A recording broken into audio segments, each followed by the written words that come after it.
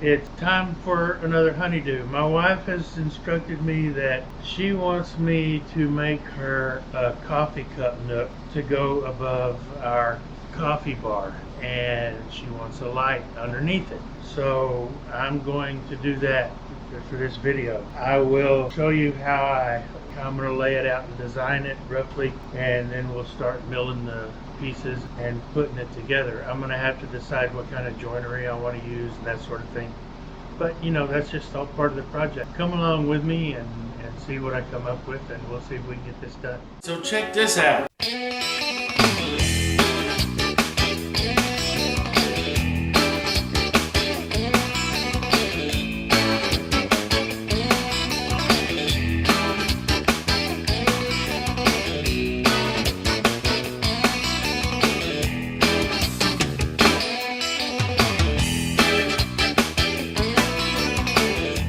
Okay, I've defined the center of my page, so now I'm going to make 4 6-inch cubbies across and 4 6-inch cubbies tall, and each square is going to represent an inch. The 6 inches I'm talking about is going to be actual dimension overall. Inside, because of the dimension of the wood, each cubby is going to be not quite 6 by 6, but that's okay.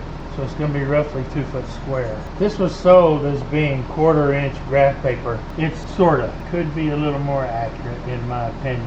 A lot of people would be using tools like SketchUp or whatever to do this. I don't know how to use that. I have it, I just don't know how to use it. And I've been designing furniture and pieces like this for years, so I'm used to it. And like I said, I'm going to lose a little bit of internal dimension just because of the wood thickness. I'm going to use roughly 3/4 inch stock. I'm going to use pecky cypress for this. I don't know what dimension I'm going to take it down to yet, but it's going to be 6 inches wide. So if you were to draw this from the perspective, it would look something like this. So that's the perspective view, and that's really all I need. Wood dimension come into play. I can probably go, let's go halves. So let's say we're going to use roughly 1/2 inch material. Aren't you worried about the dimensions of your dados? You're obviously going to have dados. I can figure that in. I'll cut them whatever size they need to be.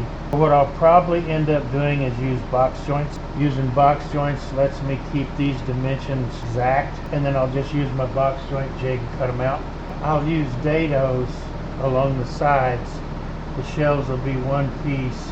I can simplify things by having these each be their own board, and I can cut opposite slots in them. So if I cut 6 boards this size and put these slots in them, then I can slide them in like this, because they'll have these slots cut in them, and then I can just slide them in and they will nest, and then I can slide them inside the main carcass. And from here I usually start milling up my wood and laying everything out. But before I do that, I'm going to have a light hanging under this. So do I want the light to be real visible, or do I want to hide it with an apron? And if I do an apron, I want to do a decorative apron, and I want it to stick out just a little bit, so it's going to be a little wider than 6 inches.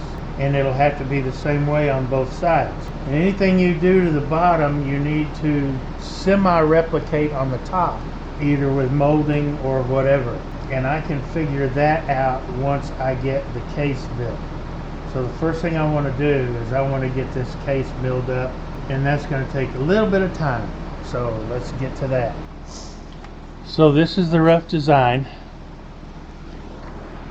So I found these pieces. They were about 8 or 9 feet long, and these will be just about the right width. I've cut them into 25-inch boards, and I've glued every other one together. I've got these sitting on the clamps. I'll leave this clamped up for an hour, and then I'll clamp that pair up and let it sit for an hour, and then we'll start doing a little more refining on this and checking my thickness and seeing how deep I want my dado. Now for the cross pieces, I'm not going to use glued up sections like this. I have 6-inch boards or bigger in this material, and I'll just use those for the cross pieces, so I don't have to worry with gluing all of that up. And I'll get those milled up after a while.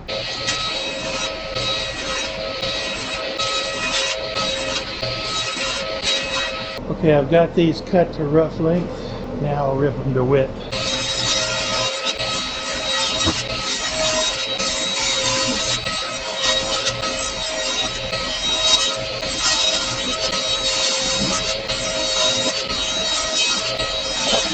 Now I will figure out what I want to fill the bad parts with. I say bad, the pecky parts, because she won't like it if there's too many of them, and this one for sure has too many. These, if they all look like this, I could live with it. These three are just a bit much. Oh, that one's not so bad, but okay, I'll figure something out. These are the cross pieces, roughly cut to length and width. The width is right, the length's going to have to be trimmed some. The side pieces are out of the clamps. They need to be trimmed a little, but first I'm going to sand the backs of them. So I'll be running these through the drum sander to get them all a uniform thickness. And when I get that done, I'll come back. These are all the same thickness, looking pretty good. Rough measurement 11/16. So I can go a little bit thinner if I want to. I'll probably end up taking it down to 5/8, so I'll take another 1/16 off. Right now I want to fill some of the smaller voids, like these gaps in the nail holes and whatnot, with black CA, and then I will sand it smooth one more time. So that's what we're going to do now. I'll show you a little bit of what that's going to look like. This cypress must be relatively oily because there's a lot of sap right here in that one area. It kept gumming up the sandpaper in my drum sander. So anyway, I'll continue this process, filling these holes or the small stuff, and when I get that back done, I'll come back. Not perfect yet, but a lot better. Still got a couple of small places to take care of, but it's much better than it was. Now what I want to do is I want to cut these to pretty much to length. I'm going to figure out which end I want to cut off, and I've got these cutoffs here that I need to mill to fit in here because I just don't like that edge. But first I have to get all of this stuff milled up and taken care of, so let's get on with that.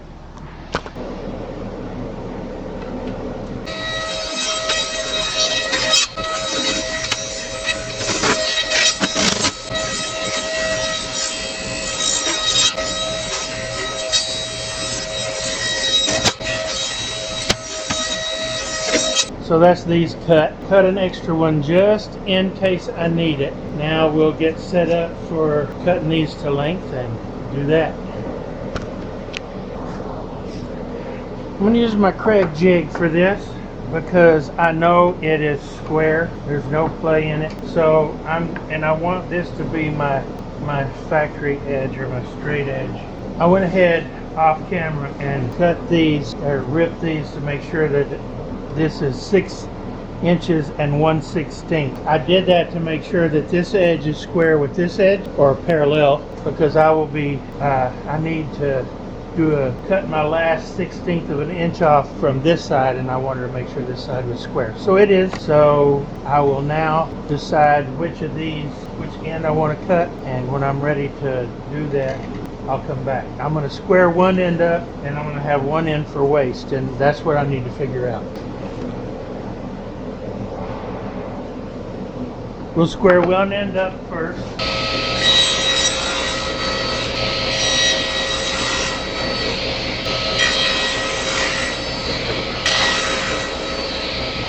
I've got one end square, so now I need to adjust my stop block on my Craig jig for 24 inches. Problem is that if you move this over to here, I can't get that. However, one of the cool things about the Craig jig is I can turn this around. So let me get that turned around and I'll come back. Okay, I've got these squared up now. They're right width, they're the right length, and they're nice and square. So now I can glue these ends on, let them set up for a little while, and then I'll trim them to final width. Okay, got these ready to go. I'm just going to glue one of them up on camera. The others will go the same way. Set it in place. Put the clamp on.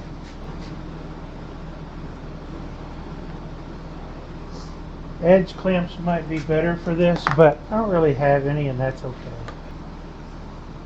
Okay, that's one done. Now I'll set it aside and do the others. While these were setting up to dry, I used my laser. I took a scrap piece of wood. You can see it's scrap because it's got all these holes in it. It's from an old piano soundboard. Anyway, I took a scrap piece of wood and I cut me out a piece that's 6 inches long, and I have these to go in it. So these are going to be my box joints. These are the dimensions. So how's that going to work? I will lay this template on one of these. Get my clamp scooted over so I can get there. I will lay this on here after I get these cut to 6 inches. Remember, I've still got to trim this one side. So I will lay this on here and I will use my marking knife and I will mark where these are going to be cut, and then I'll cut them out by hand. I'll use the bandsaw most likely, and then I will use these boards to mark the other pieces. I don't know if that makes sense, but you'll see when I get that far. So that's what this is for.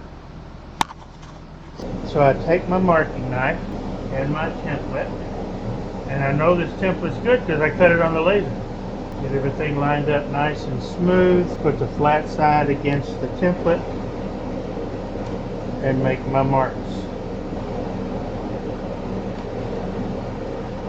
Now we'll do the same with this piece.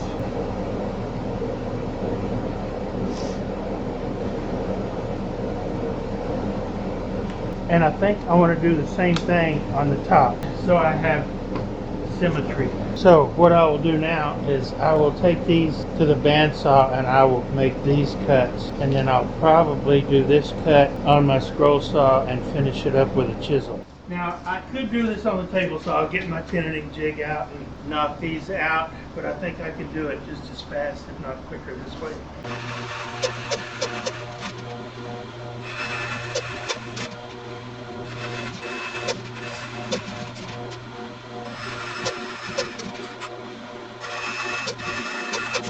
Like I said, I've got some paring to do with my chisel, but I'm going to knock the rest of these out with my scroll saw.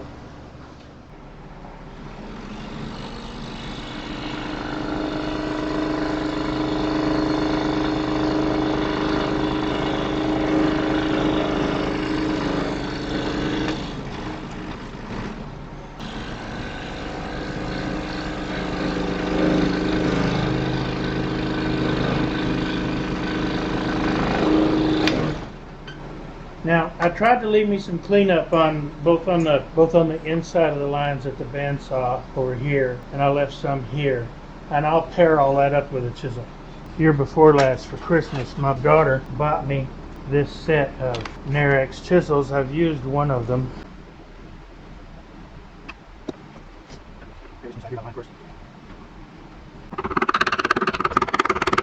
Close enough for the girls I run with. Oh. You just want to make sure you clean everything up nice. I'm not the best hand tool worker in the world. I'm really not. This is not easy trying to do it so you don't get in the way of the camera, by the way. That'll do. Now I will repeat this same process for the other 3 ends, and then I'll come back and I'll mark my side panels. So how do we do? Well, a couple of little oopses along the way, but I think that's pretty close. And I want to line everything up nice. Now I'm going to make my marks, but this time, so that it doesn't move around, I'm going to clamp it. And I'll do the same thing to the other board, and then we'll go cut it out the same way we did these others, and then we'll test the fit and see what happens. Well, the fat boy's an idiot. If you put these together, what do you see? So unless I start over, which I really don't want to do, I have to switch these, and then I'll have this rabbit on the front, and I'll have to make a new rabbit in the back. Oy vey, which means I'll have to fill this rabbit in the front. Idiot. You stupid idiot. Alright, let me go do some ciphering and figuring and see what I can do here. Okay, I've got these cut back to width. I've got the new dado cut. Now, what I need to do is put these together, dry fit them wise, and I've done that a couple of times, and that's going to be okay. But what I need to do is put them together, clamp it up, and then look at how my cross pieces are going to fit in here lengthwise so that I can measure for and mark my dados. I'm going to put these in using dados, but again, they're going to be cross slotted. So I need to plan that out. First thing I got to do is get them dry fit and clamped up. I don't know how well you can see these, but I've cut lines where my dado is going to be. So I'm going to finish doing some prep work on these, fill the small spots with black CA like I did these pieces. My vision for this is kind of weird. I want streaks when I'm all done staining and dyeing this. I want streaks of reds and browns and purples and greens. And so what I'm going to do is I've got some wood filler in here. I'm going to hit it with a few drops of green dye. I can sand this off easily and it won't gum up my drum sander either.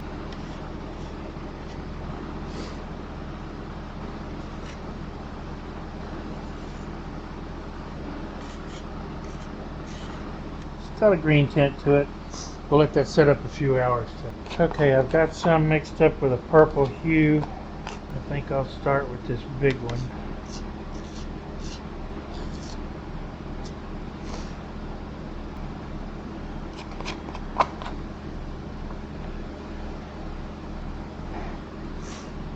I think that's going to look all right. So Billy, why are you going to all that trouble to fill these holes? While I happen to like the look of pecky cypress, I think it makes an attractive piece. My wife doesn't care for it that much. She doesn't mind the wood, she just doesn't like those. Okay, I mixed up some with some red dye. Looks more pink, but it'll still go with my vision.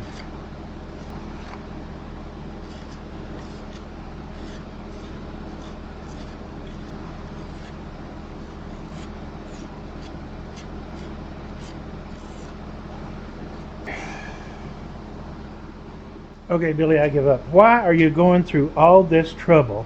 I have a fair amount of this stuff that I need to use up. That's the main reason. But I also really like it. The stain on this is variegated, and I like that. And I'm trying to duplicate that with different colors. So that's what I'm going after, and we'll see what happens in the end. But that's why I'm going through all this trouble. If it comes out like I have it in my head for my vision, then it's going to be worth it, and you'll see that. Otherwise, well, I may have to punt.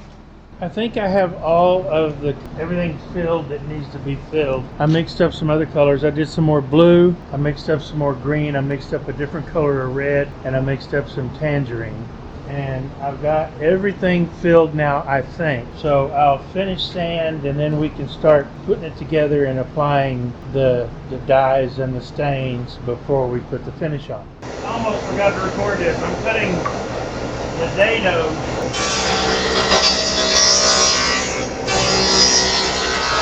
I've got the outsides cut. I still have to cut the middle one, and I'll do that in a minute. What I want to do right now is figure out my length for my pieces on the inside. Okay, this is the square edge, and I know, even though I'm going to have to trim these off, I know that's the right distance for this dado. Now I have to cut through slots halfway through this so they'll stack together like this. So I'm going to use the dado markings that I've got to show me where this cut needs to be and where the middle cut needs to be. Take this out of the clamps, make my measurements for my center cut, and then I'll cut that piece again. I think I've got it dialed in.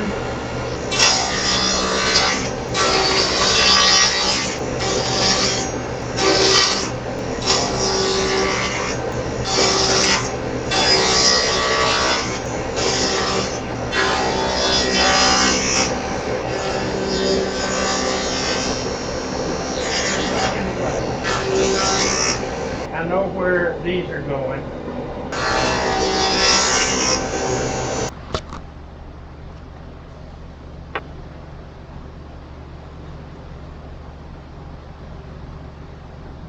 the bandsaw.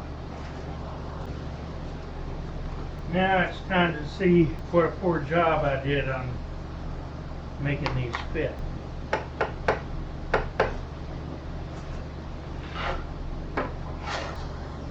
And now for the acid test. There is a little bit of slop, but they all go together. I'd rather they were perfect. Who wouldn't? Let me do that.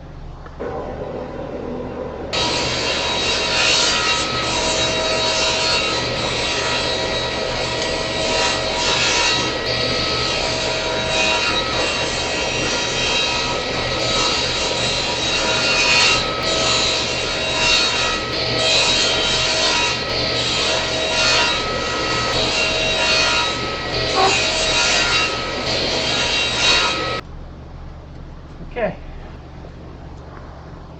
Got my downdraft table set up. Got the sander plugged into my dust collection as well. So I've got both of these plumbed into it, and it's time to get these pieces sanded up so I can color them. And this is going to look like this.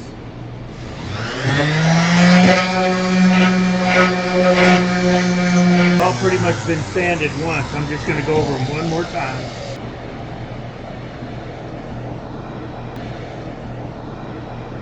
And I'm just going to randomly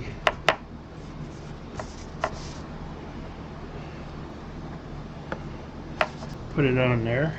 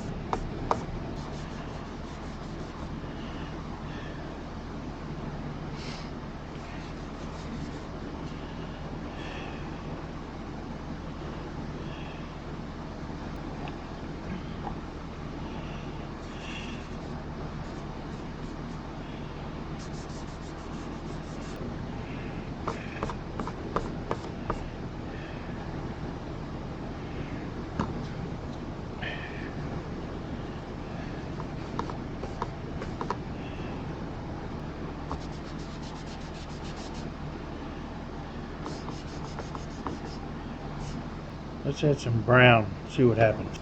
Tone it all down a little bit. Do a little blending with this light brown.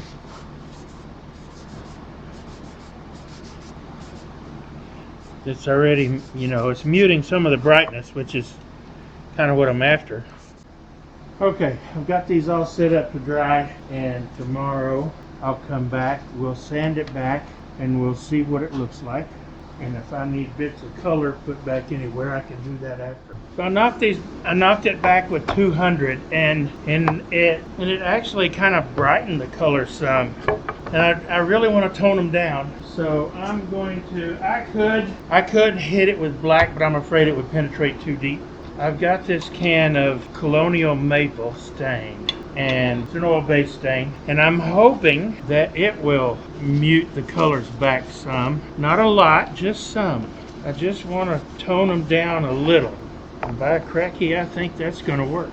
You can still see hints of color here and there, but it looks a lot brighter on the camera than it does here on the bench. But I think that'll do. Just a little bit. And I think this is going to do the job. Yeah, that'll work. That will work. All right, when I get all the rest of these pieces done, I'll come back. Okay, I'll try to hold this as still as I can. The stain has dried, and I have it in the clamps. It's nice and square. Got a few gaps here and there, but feeling how heavy this is the front side. I turned it over. It's all glued together. The joints are nice and strong. I probably should have made all this stock a little bit thinner. So it is what it is. I have what I have, and we'll just have to live with it. But because of its heft, I want to make sure that these joints are nice and tight. I want to make sure they don't go anywhere. So in order to do that, I'm going to dowel these corners. I have this long 1/4-inch drill bit, and to make sure that I go straight, I drilled this block to keep my drill bit straight. Line up where I want this to be, set that in my hole, and I'm going to drill down to the tape.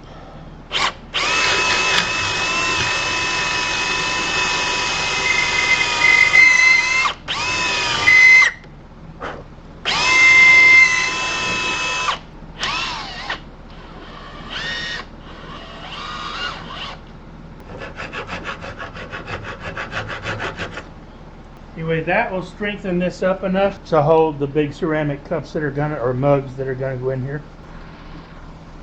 I've got stain on the front, and I've sanded up all of the corners so they're nice and flush. Sanded off any of the excess, and I restained the sides where I had to do the sanding. So now we wait for this to dry, but in the meantime what I want to do is I want to take my measurements for my trim pieces.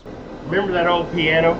This was part of the top, I think. I've just spent the last, it was all covered in stain and then black paint, and it was wrinkled and horrible. This is big leaf maple veneer over here on the back, mahogany over here on the front. But I've spent several hours sanding this and cleaning it up. It rose.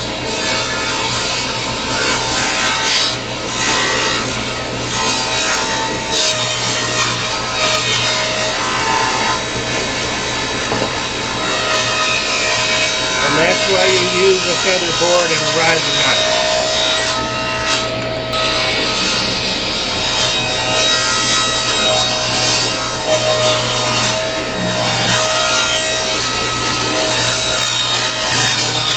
And I'm not letting my hand get past that feather board.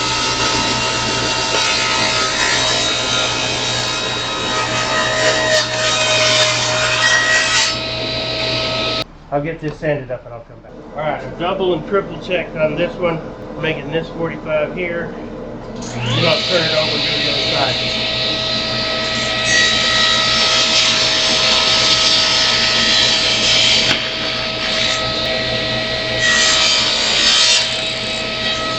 So let's go see how close I was.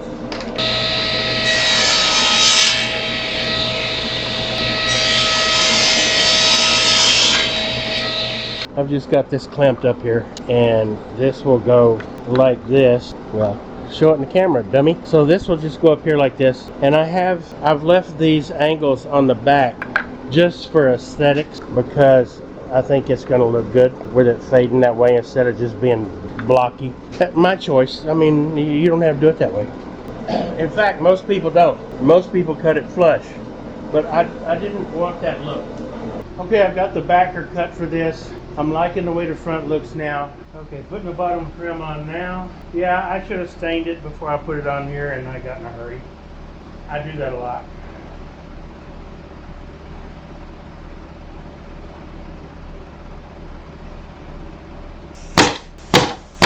Should be enough. Sand it back a little bit and stain her up. Finally ready for finish. I've got my first coat of finish applied to this.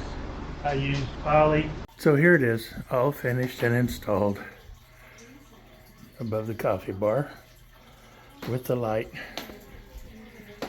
She just needs to populate it now. And here she's got it somewhat populated. I guess she needs more cups. No, I got one.